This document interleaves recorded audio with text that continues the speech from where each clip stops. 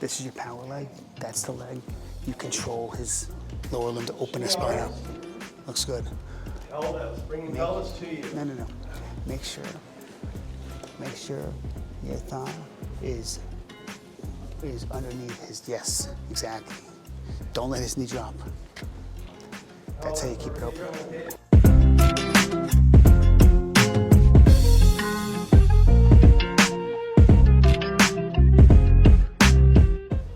I'm not getting this, but his knee's pointing down. He's got to create a shelf, yes. Yeah, just something a little. Just squat down just a little more. Stay where you are, but drop it. Okay, all right, thank you. Yeah. Because now he's not dipping, and this is just going to stay open a little bit more. You feel the energy. Thanks. As soon as people move in your office, you drop in.